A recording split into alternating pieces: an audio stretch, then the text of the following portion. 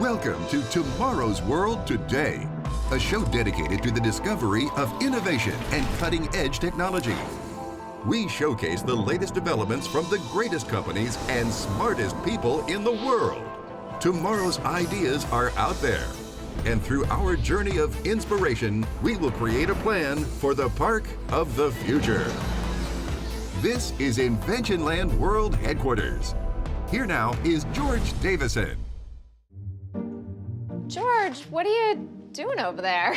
Well, we've got an interesting situation. I'm having what I call a bit of an inventor's black hole. What exactly does that mean? Well, to me, it's like I've got all these ideas and they're spinning around out in space and they're all getting sucked up into this black hole. I constantly need more ideas, more innovation, more technology to devour. And I need some new inspiration. What do you want me to do? You are already sending me to Guatemala, Panama, Indonesia, Alabama. I'm gonna be exploring microchip technology, sustainable lumber, worldwide distribution. So unless you're planning on cloning me... Clone you? Do not even go there. Well, I haven't figured out how to clone you yet, but I have brought somebody new onto the team, and I would love to introduce you to her. All right, let's go.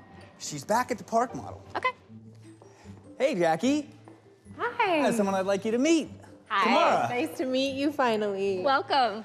Thank you so much. I'm so happy to be part of the team. Team, I like the sound of that. So do I. Well, I see we've got 3 new models, George, so give us the latest on the park. You've got it. We have the world of production, the world of innovation, and the world of creation that they're working on right now. And our other team is working on financing over $1 billion to build the park of the future. Billions with a B? With a B. That sounds like a lot of work. It is a lot of work, so we better get to it. Let's go back to the control room. Let's go. Jackie, Tamara's actually heading on her way to Guatemala to explore the world of bananas. It turns out bananas are actually one of the top sellers at Walmart. I had no idea. And I'm working on a banana invention. Ooh, does it involve banana splits? No, but actually banana splits were invented not far from here. Really? Yeah. Guys, let's go get one. I gotta head to the airport. Well, tell you what, we'll drop her off and we can get one on the way back. Hey, what about me? Why don't we have one waiting for you when you get home? I like her ideas. Today, I'm here in Puerto Barrios to begin my journey in understanding how a banana gets from the field to my fingertips. My first step, taking a look back at some of the history of the banana trade. In 1870, Captain Lorenzo Dow Baker set sail for Jersey City with 160 bunches of bananas from Jamaica. When he arrived 11 days later, he sold each bunch for $2. And that was the beginning of the company we now know as Chiquita Brands International. See, as bananas gained in popularity around the world, the companies that grew and exported them needed to find quicker, more efficient ways to get their product from the plantations where they grew in places like Costa Rica and Guatemala to their customers all across the Americas. So they invested in local roads, train tracks, and port infrastructure. Like all successful businesses, Chiquita was constantly innovating in order to try to stay just a step ahead of its competitors. They were the very first fruit company to own its own fleet of ships. Painted white to reflect the heat of the tropical sun and maintain optimum temperature, they were known as the Great White Fleet. And they were a very familiar sight in these waters in the late 1800s. Now, I can still remember sitting in my living room singing the Chiquita banana song. I mean, what's up with that? And who exactly is Miss Chiquita? And how did they come up with the idea to put a little blue sticker on every single banana? I mean, that seems like a lot of work, right? Well, if I'm gonna bring George back some nuggets of inspiration, I've gotta take a much deeper dive into what it takes to produce the world's 4th food group. Clearly, I gotta find someone to talk to. Hi. I am looking for someone who works for Chiquita. You're wearing a hard hat that says Chiquita, so I'm thinking, yeah? Yes. Okay, my name's Tamara. Hi, Tamara. I'm Jennifer. It's nice to meet you. Okay, so I probably seem a little crazy right now, but I'm here exploring, and I've got a lot of questions about Chiquita. Do you have a minute to talk? Sure. What questions? Okay, well, let's start with this blue label. Whose idea was it to have that blue label? First of all, let me tell you, this famous sticker is actually a quality seal. It goes on every banana, but at the plantation, not every banana has it. It has to be earned. It was first released released in 1963, and Chiquita was the first banana brand that released this quality seal. So something else about the Chiquita brand. Talk to me about Miss Chiquita, this sort of crazy, kooky character that Chiquita has. Miss Chiquita was born in 1940. Can you believe it? She's looking good for her age. Yeah, she looks amazing. And she was this provocative and fun character created to educate people on how to consume bananas. Okay, wait, hold the phone. You had to explain to people how to eat a banana? Well, it wasn't that famous at that time. Now we have these all kind of recipes and different ways to consume bananas, and that's thanks to Miss Chiquita. You know, something else I'm curious about too is the sustainability efforts that Chiquita is making. What does Chiquita do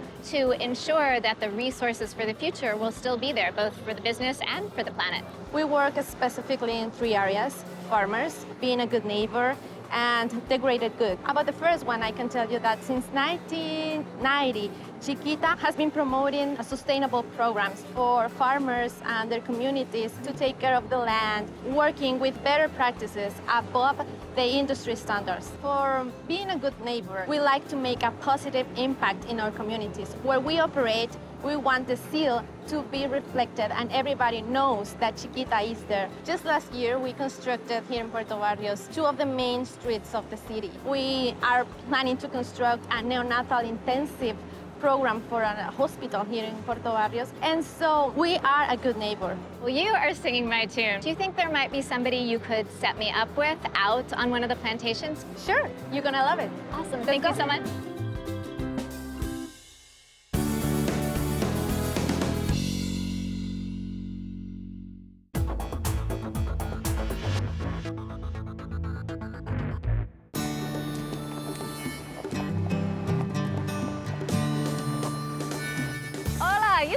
Hi, Tamara. Welcome to Chiquita.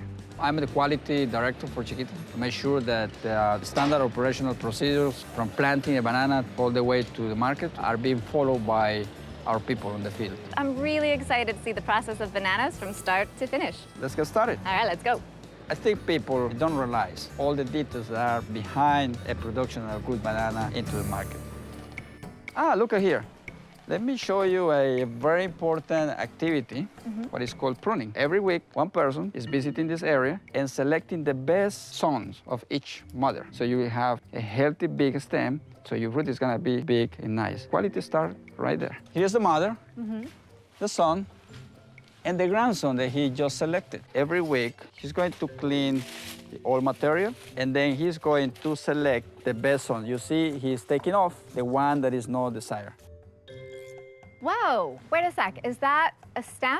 Yes, this is a new stem. After 26 weeks, you have that new stem. A worker will climb. He will use a plastic bag and a ribbon with a color. The plastic bag is a barrier, and then the color ribbon will tell you the age, the inventory of this specific week. 10, 11, 12, 13 weeks later, this stem will be ready to harvest. This is going to grow into like a big, huge banana bunch. Yes, it's going to have around 120, 125 bananas, 50 to 60 pounds, equivalent to 30 kilograms. Tamara and I started this morning looking at the pruning activities, how important it is to make a good selection of the new plants. Then we went to see the fruit protection activities, everything which is good for the cosmetic of the bananas, protection of the fruit, deflowering, the handling process. Hey, Hugo, what is this? This does not look like a banana. No, this is a very simple tool called concherito. So what was happening in the past, before using this tool, bananas were going directly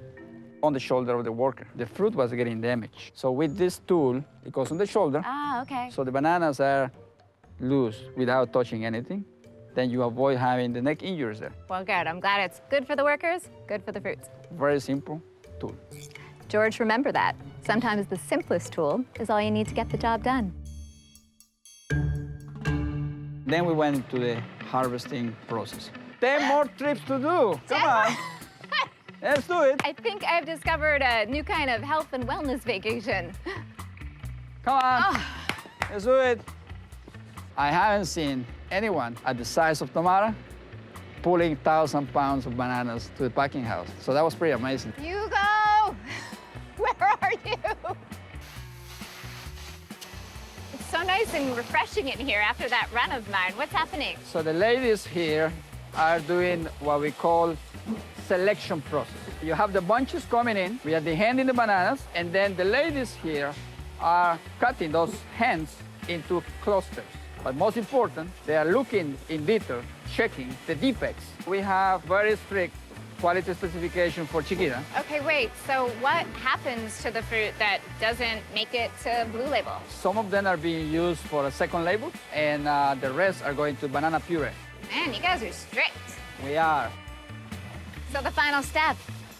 almost there. Almost. One more to go. Now he's going to take that tray of bananas, 40 pounds, and put that into a square box. It's like an R. Yeah.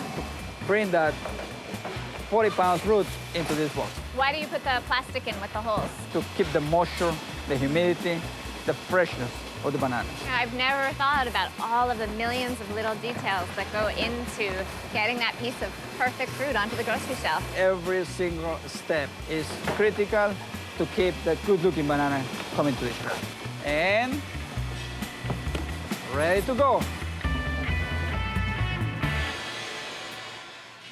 So after packing, you bring your boxes here, and you build a pallet of 48 boxes. What is important here is that in every single row, you see a strap. So when it gets transported to the port and to the market, the fruit doesn't get damaged. It doesn't move. George, there's so much detail that goes into every single step of this process. Sometimes it's the smallest thing that can inspire greatness. So after seeing all the activities on the field and packing house, let me tell you about the secret of success Yeah. to bring fresh bananas to the market. So the containers that we have here, we have settings of temperature and ventilation. Needs to be perfect in order to bring fresh bananas to the markets all over the world. And what is that perfect temperature for the containers? 13.9 Celsius, which is equivalent to 57 Fahrenheit in the That US. sounds like a nice, cool ride. It is. Thank you so much for walking me through the process, step by step by step. It was our pleasure to have you here. Now, I have someone waiting for you to take you to see your bananas to the market. Your 1,000 pound of bananas, remember? You gotta see them in the market. So let's go. Off to my bananas!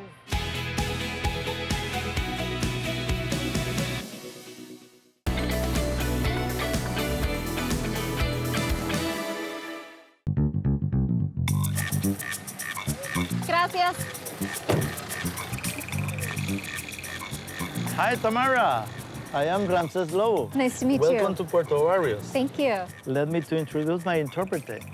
Hello. Nice to meet you. Nice to meet you. Le queremos mostrar nuestras operaciones. We want to show you our operations and the passion we put into bringing bananas to the market. Para nuestra aventura necesitamos que utilice este equipo de safety, okay? I don't need interpretation for that. The language of safety is universal. Yes. This is going to be an exciting trip. Tomorrow, this is the place where we receive all the fruit that's coming in from the farms. And this is also the place where we prepare all the paperwork so that the bananas can be exported. I had no idea there was so much paperwork concerned with eventually getting to eat a piece of fruit. Así es. Observen. Look, there is a truck that's coming in from a farm. It's my bananas! Así es. That's right. As you can see, the container is always hooked up. We never stop the cold chain at any time. Now we can look at the next step, which is weighing the container. We weigh the containers to get the VGM. What exactly is VGM? VGM is an international agreement for safety when loading containers on vessels. Ah, okay. Here we have 20 tons of healthy food for our customers. Got it.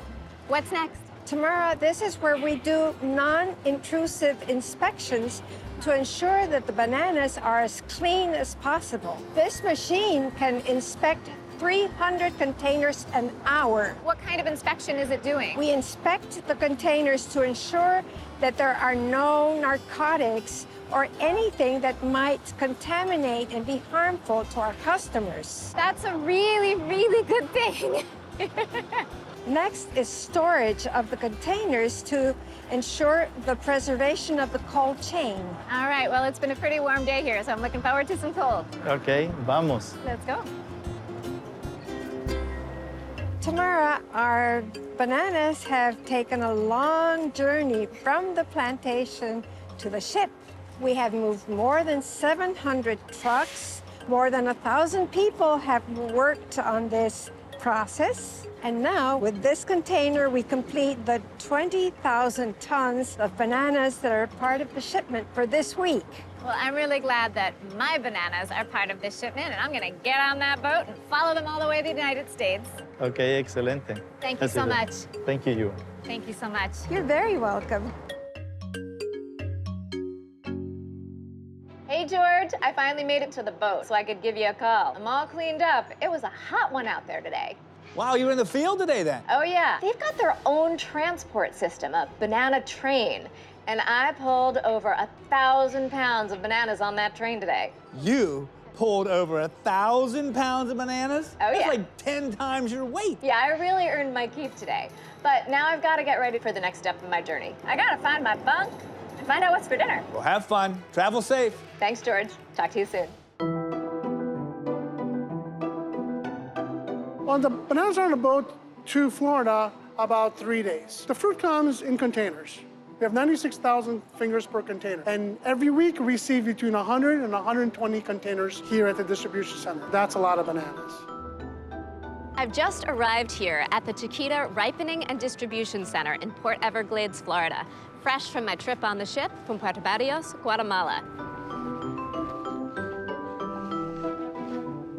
Roberto? Yes. Ah, nice to meet you. Nice to meet you. Thanks for having me. First thing is take the vest, and then I'll show you how the ripening and distribution center works. Awesome. Come this way. Thanks.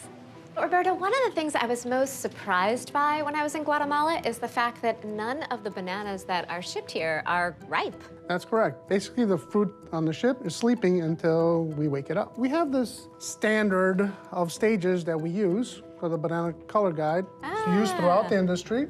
It gives all the stages of the fruit. Basically, what you saw is the sleeping bananas, the all green. One sec, so just so I really understand the process. When the fruit comes in the containers, the temperature of the containers is what prohibits the ripening. It slows it down. Like I said, it's sleeping. Okay, so these are the different stages of colors for the fruit. I mean, I can tell you right now, my daughter loves a nice number 4, more yellow than green, but still pretty green. I like it better at like a number 5. And this is what we use to make our banana bread.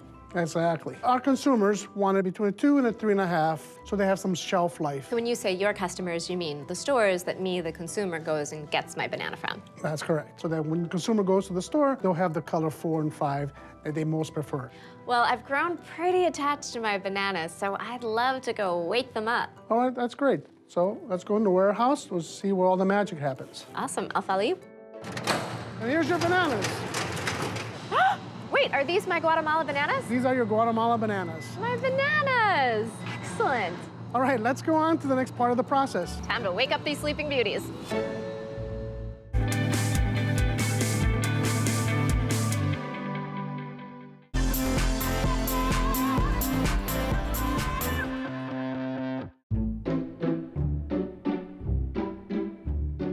I show Tamara what we do here at the ripening center. The ripening process is taking green fruit and making it yellow using ethylene. We take liquid ethylene, which is a natural byproduct of bananas ripening, and we put it inside an ethylene generator so that it fuses the room so that the bananas can start waking up and produce its own ethylene. Is that why there are holes in the boxes? Yes, these rooms are pressurized rooms, so the air is pushed through them so that all the ethylene gets inside the fruit, and we can control the temperatures better. So fluid dynamics is a key part of this whole process. Yes, it is. We raise the temperature from 56 to 60 degrees to introduce the ethylene, and we check the internal process of the fruit to see what stage that fruit is. The greener the fruit, the more time we spend on ethylene. The riper the fruit, the less time is spent on ethylene. It takes 5 days from the green to get it to a stage 3. And then we put it in refrigerated containers at 56 degrees to stabilize the fruit, and we send it to the retailer. Perfect. Thank you so much for walking me through the process. I really, really appreciate it. I'm gonna head out and follow the bananas. All right. Good luck. Thank you.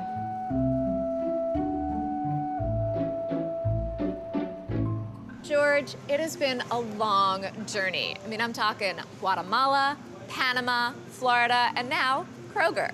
It's time for me to come home. I'll see you soon.